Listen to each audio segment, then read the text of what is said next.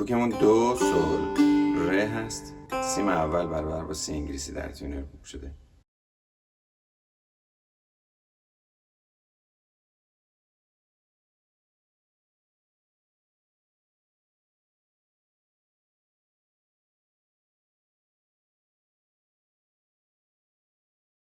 برای این قطعه سی بمول و میکروم داریم. فا میره دوره را چپ را چپ راست، می بمول هست. فا میره دوره تکرار میشه. ره دور دور دوره دو سی.